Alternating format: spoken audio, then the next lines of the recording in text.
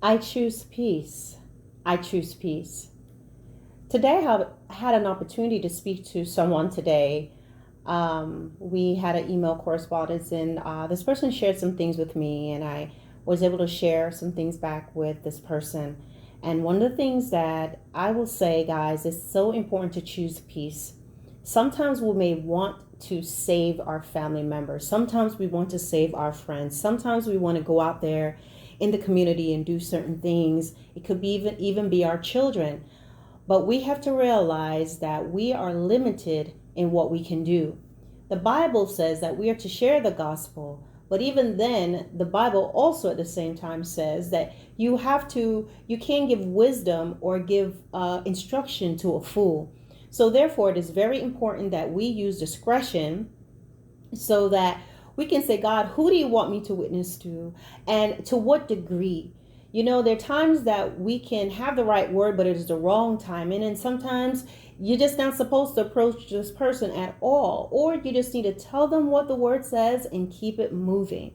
Sometimes we want to really help those that we love and care about, and we take on the burden of wanting to witness and bring people to Christ. But what you have to understand, just like you and I had to do, they have to make that choice. But you want to make sure in the process of trying to do that, you're not putting yourself in harm's way. You're not putting yourself in a position where you can end up becoming drained. You end up trying so hard to save someone that you lose yourself. You have to remember that as a child of God, you're not God. You're not Him. You're not the Messiah. And so what you can do, share the gospel and plant that seed and allow it to spring forth. And that really depends on if that person is willing to do so. When I say I choose peace, it's important that that is your mindset. Because if you don't choose peace and you're trying to save the world and you're trying to save everybody, and so in order to do that, you open your doors and you give people too much access to you, to your space, to your mind, to your peace, you're going to lose yourself. You'll find yourself losing your oil, pouring into this person, pouring into that person. You find yourself facing and dealing with drama and being abused by people because you feel like this is what I'm supposed to do. I need to take this behavior. I need to allow myself to go through this because you love this person. You care about this person. You want this person to understand that you love them. But it is a choice. And so I choose peace. Sometimes you're going to have to close that door. Sometimes you're going to have to close the door on all the noise, because when you leave it open because you're trying to be a loving, gracious Christian, these individuals will come in, deplete you, and the next thing you know, you be cussing. The next thing you know, you're backsliding.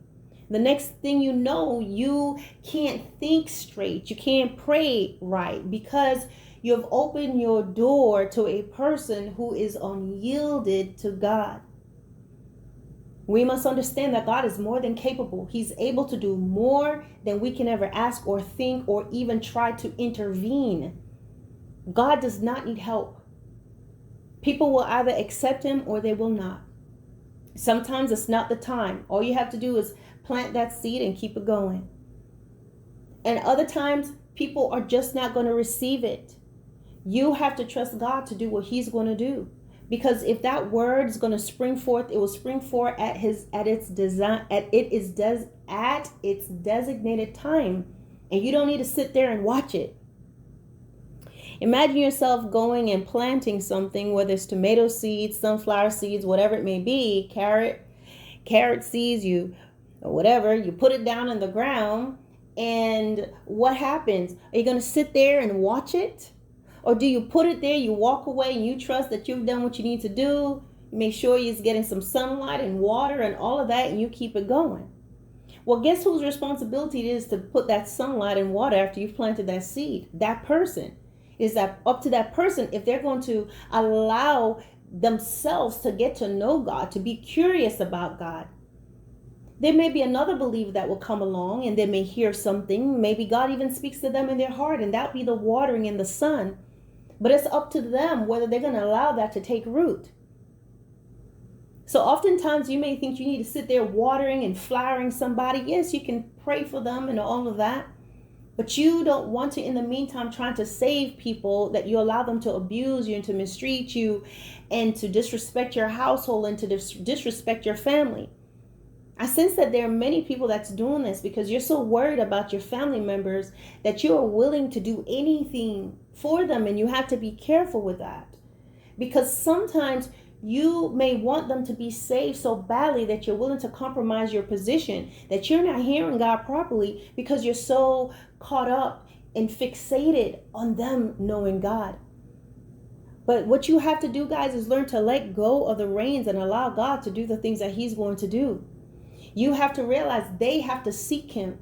They have to want Him. And it shouldn't be where you're being downtrodden and being overrun by anybody. I choose peace. Say that to yourself. I choose peace. I choose to close this door. I choose to stop this cycle of abuse. I choose to keep my boundaries. I choose to maintain my relationship with God. And I'm not going to be so caught up in trying to save you and trying to make this right and trying to make that right that I lose my connection with Him.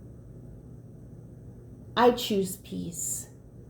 I choose peace. And that is not unforgiveness. And that is not you having ill intent or you don't care. But you have to learn to let go of the rope or you're going to get rope burns. You have to learn to let it go. Cast your net. You've done your part. Wait for God to do the rest. And they have to want Him. Sometimes there are people that don't want God. They just want to dump on you. They want to tell you everything that's wrong.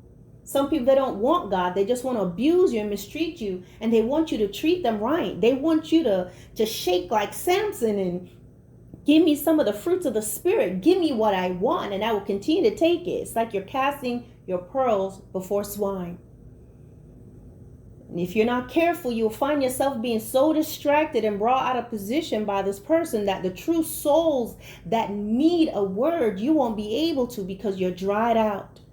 Reminds me so much of when, I believe it was Joash, there was a war, Joshua, and there was a war, there was a battle between them and the Amalekites, I believe. And what Joshua did, the night before, he had sent some men to go and align around the perimeter of the gate of this place. And the next day, he sent some of the men of war to pretend to go to the gate and make themselves be seen by those that were already there, the soldiers that were already within the city. And so they were fighting with them, and then the children of Israel pretended as if they had been defeated, and they start to run. And so the Amalekites began to chase them to finish them off, and they caused them to run all the way off into the wilderness. And then they turned on them and started to really defeat them, because it was never that they couldn't fight them. They lured them away from their place that they need to be. And so what happens, they left the gates open, and the men of war that had already camped out the night before around the perimeter was able to enter into their city and plunder and defeat them. Why? Because they were chasing the decoy. Sometimes there are people who in your life who are simply decoys. They're there to keep you busy and looking this way while the real attack is happening when you're distracted. Our only job is to tell people about the Lord and leave it there. And God will give you the discernment to know to what degree do you go here. But one thing He doesn't want you and I to do is stay and be abused and keep being around people, whether it's friends, associates, church members, family members, who are abusive in any way towards you, who is being difficult, who's doing all these different things, and all you're doing is crying and just trying to compromise and do anything to make them be saved and allow them to do anything to you. No, choose peace. The Word of God says He will keep his mind in perfect peace. He will keep him in perfect peace whose mind is stayed on Him. And when you start to lose your peace, it's because you're looking over here at this person and you're falling into their games and their tyrants and tirades, and you're losing focus of God. God is saying, you share this word and shake the dust off your feet. If they won't accept it, you've done the job. If someone is hungry enough in their spirit for God, they will seek Him. You see how someone pray their most earnest when their family member's in a hospital, right?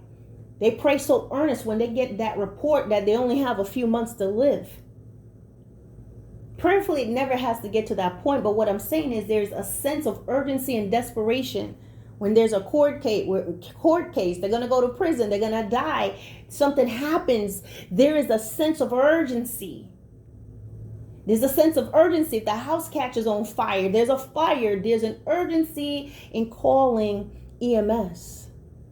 So only truly when that person is ready and their heart is in a position to know God, will they seek him. It is not your job to do that. As believers, we must know our place and realize you didn't go on the cross, and no one has a right to put you on a cross that they made for you. We're to carry our cross, not get on it.